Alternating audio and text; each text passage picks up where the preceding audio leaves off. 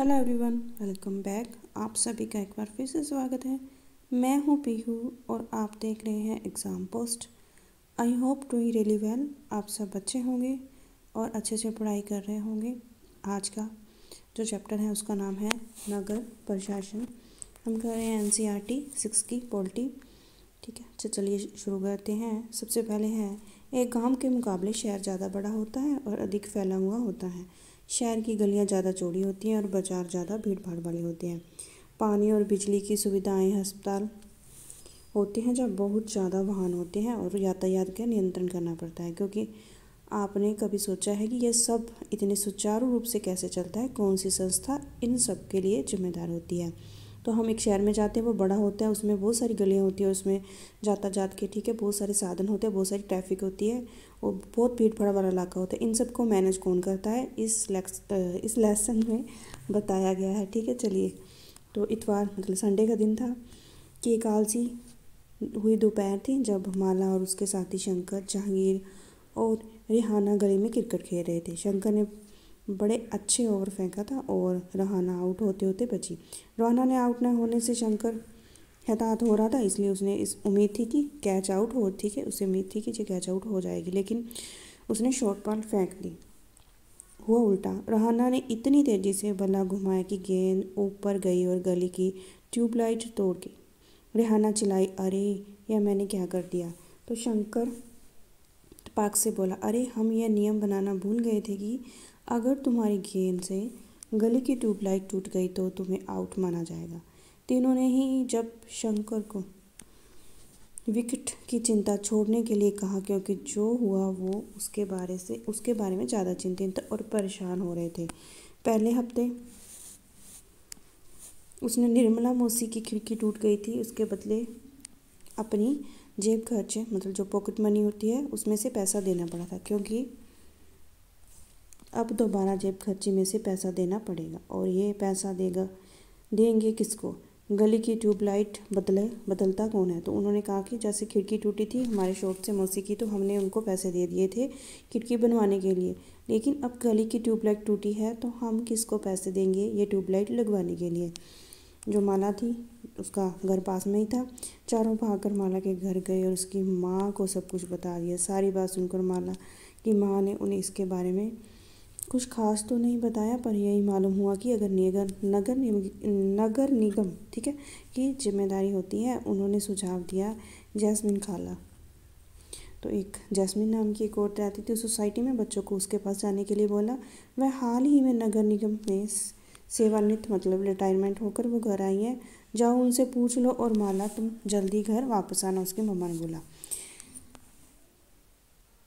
Jasmine खाला उसी गली में रहती थी और माला की माँ ने उसे बहुत अच्छी दोस्त थी। जो माला की मम्मी थी वो भी उसकी अच्छी दोस्त थी। चारों दौड़कर खाला के घर पहुंच गए और जैसे ही उन्होंने दरवाज़ा खोला एक साथ पूरा किस्सा सुनाने लगे। उनका सवाल सुनकर जैस्मीन खाला बड़े जोर से हंस पड़ी और बोली, कोई एक व्यक्ति नहीं है जिसको तुम पैसे दे सकते हो। यह बहुत बड़ी संस्था होती है जिसको नगर निगम बोला जाता है। तो ठीक है, इस लेसन में पढ़ेंगे कि नगर निगम क्या है। यह है सड़कों पर रोशनी की व्यवस्था, कूड़ा इकट्ठा करना, पानी की सुविधा उपलब्ध करवाने और सड़कों में बाज़ारों की सफाई करने का काम करती है। माला बोली, हाँ, मैंने नगर निगम के बारे में सुना है। मैंने शहर में बोर्ड देखा है जो नगर निगम द्वारा लोगों को मलेरिया के बारे में बताने के लिए लगाए जाते हैं। खाला बोली, तुम बिल्कुल सही कह रही हो। नगर निगम का काम यह सुनिश्चित करना है कि शहर में बीमारी न फैले। यह स्कूल स्थापित करना और उन्हें चलाता है।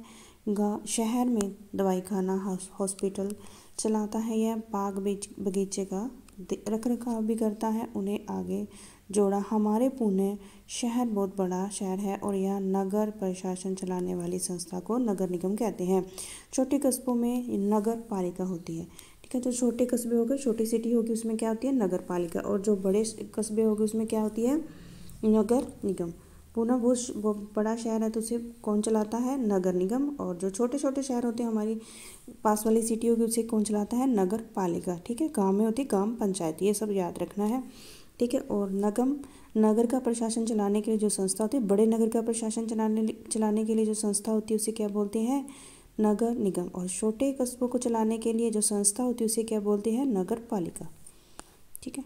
चलिए नगर, अब आ गया नगर परिषद व प्रशासनिक कर्मचारी। जैस्मिन खाला बहुत बड़ी उत्सुक हो, क्योंकि वो उत्सुक हो, मतलब बहुत खुश हो गई, उत्सुक हो रही थी कि यह फैसला लेता कौन है। तो उसने पूछा कि यह फैसला लेता कौन है कि पार्क कहाँ बनाएंगे या नगर निगम कौन सा काम करेगा। क्या मज़ेदार निर्णय भी लेने पड़ते हैं, मतलब जो भी होते हैं उनको ये निर्णय लेने पड़ते हैं। ये रेहाना पूछ रही है ये सब कैसे चलता है, इनका मैनेजमेंट कैसे चलता है। खाला ने जवाब दिया, नहीं रेहाना, मैं तो नगर निगम के लेखा विभाग, मतलब वो अकाउंटेंट थी, बस लोगों की मानसिक तनख्वाह की पर्चियाँ बनाती थी। चूँकि शहर का आकार बहुत बड़ा होता है, इसलिए नगर निगम में कोई निर्णय लेना, जो भी कोई नगर निगम में निर्णय लेना होता है, जैसे कि सफाई के लिए बहुत काम करना पड़ता है, ज़्यादातर नगर निगम पार्षद ये निर्णय लेते हैं। नगर निगम पार्षद सफाई वगैरह काम करने के लिए निर्णय लेते हैं, जहाँ अस्पताल, जहाँ पार्क कहाँ बनेगा। शहर में अलग अलग वार्डों में बांटा होता है, जैसे मैंने बताया था ना कि ग्राम पंचायत में भी वार्ड बने होते हैं, वैसे ही शहर और सिटी में भी ये अवार्ड बने होते हैं, ठीक है। वार्ड में से एक पार्षद चुना जाता है। यह नगर निगम के कुछ निर्णय ऐसे होते हैं जो सारे शहर को प्रभावित करते हैं। ऐसे जटिल निर्णय पार्षदों के समूह द्वारा लिए जाते हैं। कुछ पार्षद मिलकर समितियां बनाते हैं जो विभिन्न मुद्दों पर चर्चा विमर्श करके निर्णय लेती है। उदाहरण स्वरूप, एक बस स्टैंड को बेहतर बनाना है, जहाँ किसी भीड़ भाड़ वाले बाजार का कचरा ज़्यादा नियमित रूप से साफ करना है, या फिर शहर के मुख्य नाले की सफाई होनी है। पार्षदों की समितियों ही पानी, कचरा जमा करने और सड़क पर रोशनी आदि की व्यवस्था करती है। जब बड़ा शहर है, जो छोटा शहर, उसमें नगर पालिका या नगर निगम ये सब काम करवाती है, ठीक है। पार्षदों द्वारा ये सब काम करवाया जाता है। पार्षद क्या होते हैं, जैसे कि गांवों में वार्ड बने होते हैं, वैसे ही शहरों में वार्ड बने होते हैं। गांवों में पंच चुने जाते हैं और जो बड़े शहर होते हैं उसमें क्या चुने जाते हैं, पार्षद, ठीक है। जब एक वार्ड के अंदर की समस्या होती है तो वार्ड के लोग से संपर्क करते हैं। कुछ वार्ड में कोई भी उस एरिए को वार्ड बोलते हैं, ठीक है, वार्ड बोलते हैं। उसमें कोई भी समस्या हुई तो वो पार्षद से जाके बोलते हैं। उदाहरण के लिए, अगर बिजली के खतरनाक तार लटक कर नीचे आ गए हैं तो स्थानीय पार्षद बिजली विभाग के अधिकारियों से बात करने में मदद कर सकता है। जब पार्षद की समितियां में पार्षद भिन्न मुद्दों पर निर्णय लेने का काम करते हैं, वहीं उन्हें लागू करने का काम एक, मतलब कमिश्नर और प्रशासनिक कर्मचारी करते हैं। आयुक्त और प्रशासनिक कर्मचारियों की सरकार द्वारा आयुक्त की नियुक्ति की जाती है। जब पार्षद निश्चित होते हैं तो नगर निगम में ये निर्णय लिए कैसे जाते हैं, तो ठीक है, नगर निगम में ये निर्णय लिए कैसे जाते हैं, रेहाना ने पूछा।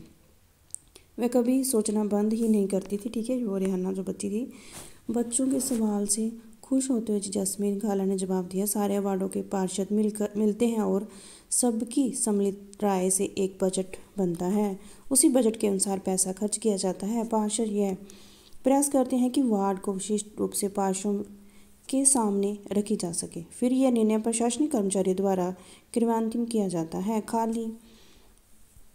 खाला बड़ी खुश थी क्योंकि किसी बड़े व्यक्ति ने आज तक उनके काम के बारे में पूछा नहीं था। बच्चों के सवाल ने उन्हें अपने अनुभव बांटने का एक मौका दिया। शंकर ने बड़ी उत्सुकता से पूछा, अपना शहर तो इतना बड़ा है, इसकी देखरेख के लिए बहुत लोगों की जरूरत पड़ती होगी खाला। तब तो नगर निगम में ढेर सारे लोग काम करते होंगे। वह अपने तक क्रिकेटों के मैच और अपनी अधूरे ओवर की बात बिल्कुल भूल चुके थे, ठीक है। बच्चे भूल गए थे कि उन्होंने मैच खेला था और वो किस काम के लिए आए थे, वो इसको खाला को क्वेश्चन करते टाइम, ठीक है।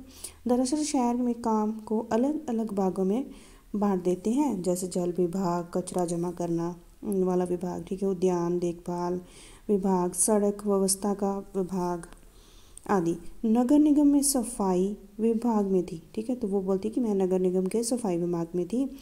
उसी के लेखा विभाग में हिसाब किताब का वो काम करती थी।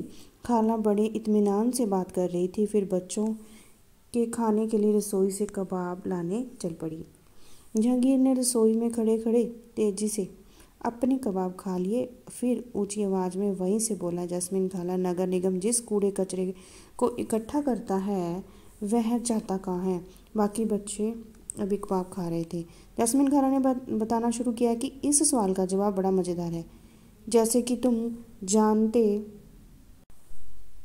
कचरा वो लगभग हर गली में फैला रहता है।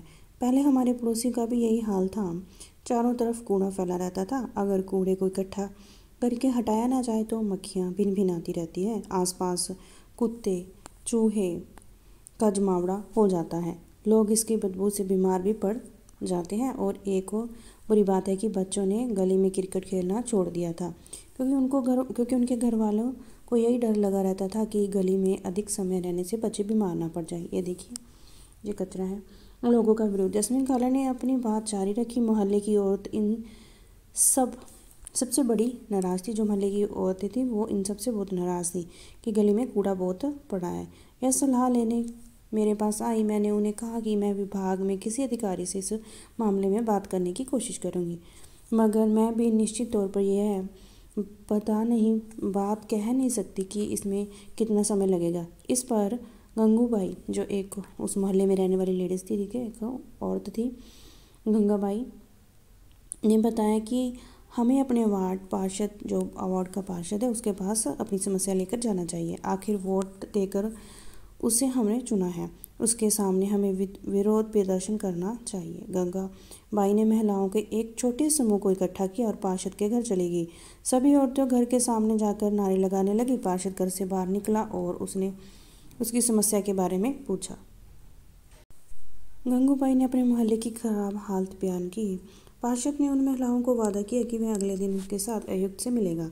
साथ ही गंगूबाई ने मोहल्ले के सारे व्यक्ति जो वोट डाल सकते हैं, ठीक है, व्यक्ति को से एक अर्जी पर हस्ताक्षर मतलब सिग्नेचर करवाने के लिए कहा। अर्जी यह थी कि उसके मोहल्ले में कचरा उठाने की नियमित व्यवस्था की जाए। उन्होंने सुझाव दिया कि कल आयुक्त से मिलने जाते समय स्थायी सफाई अभियंता या इंजीनियर को भी साथ ले जाना चाहिए, ठीक है। इससे ज़्यादा फ़ायदा होगा क्योंकि सफाई अभियंता भी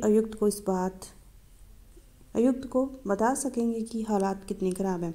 उस दिन पूरी शाम बच्चे घर घर का चक्कर लगाकर ताकि अर्जी पर ज़्यादा से ज़्यादा परिवारों के लोगों के हस्ताक्षर किए जा सके। अगली सुबह बहुत बड़ी संख्या में महिला पार्षद और सफाई अभियंता के साथ नगर निगम के दफ्तर गई।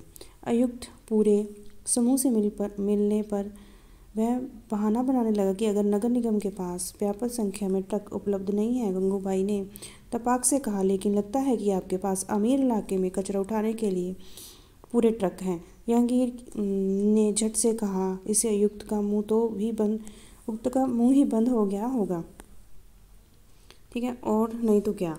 उसने फ़ौरन इंतजाम करने के लिए कहा। जैस्मीन खाला ने बताया। गंगूबाई को चेतावनी दी कि अगर 2 दिन के अंदर काम नहीं हुआ तो नगर निगम के सामने बहुत बड़ी संख्या में महिलाएं धरना देने बैठ जाएंगी। तो क्या गलियों की सफाई हो गई? रहना ने झट से पूछा, जो कभी चीज़ को अधूरा नहीं छोड़ती थी। 2 दिन तक कुछ नहीं हुआ तो जब एक बहुत बड़ा समूह ने विरोध प्रदर्शन किया, जोरदार नारे लगाए, तब जाकर बात बनी। जब मोहल्ले की सफाई नियमित रूप से होने लगी, ठीक है।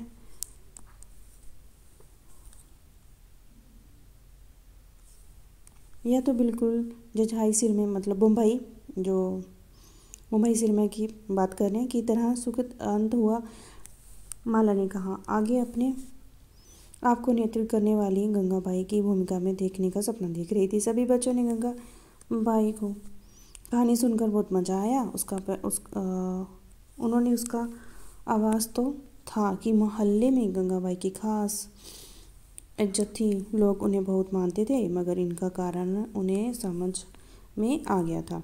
बच्चों ने खाला का शुक्रिया किया और जाने के लिए उठ खड़े हो गए। जाते जाते रेहाना ने कहा, खाला बस एक आखिरी सवाल है। घर पर सभी जो कूड़ेदान है वो भी क्या गंगूबाई का सुझाव दिया था? खाला हंस पड़ी, बोली, अरे नहीं नहीं, ये तो नगर निगम ने ही सुझाव दिया था कि अपने खाने पीने की और गलने वाली चीज़ों को एक कूड़ेदान में डाला जाए, ठीक है। अलग अलग कूड़ेदान आते हैं ना, प्लास्टिक, कांच जैसी न गलने वाली चीज़ों को दूसरे कूड़ेदान में। जब हम अपने कचरे को छटाई करते हैं तो नगर निगम वालों का काम थोड़ा आसान हो जाता है। बच्चों ने इतने सारे सवाल का जवाब देने के लिए खाला का फिर से शुक्रिया अदा किया और टहलती हुई गली की तरफ चल पड़े। बहुत देर हो चुकी थी और जल्दी ही वह घर पहुंचना चाहते थे। अगर हमेशा के मुकाबले गली में अंधेरा थोड़ा ज़्यादा था। उन्होंने ऊपर देखा, फिर मुस्कुराए, एक दूसरे को देखा और वापस खाला के घर तक दौड़ पड़े।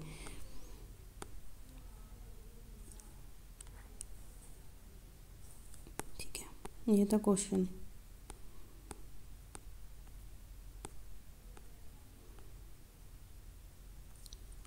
शहर में बहुत सारे लोग घरेलू नौकरी की तरफ काम करते हैं और एक दूसरे के घरों को साफ रखते हैं। इसी तरह से बहुत से लोग नगर निगम के लिए काम करते हैं और शहर को साफ सुथरा रखते हैं।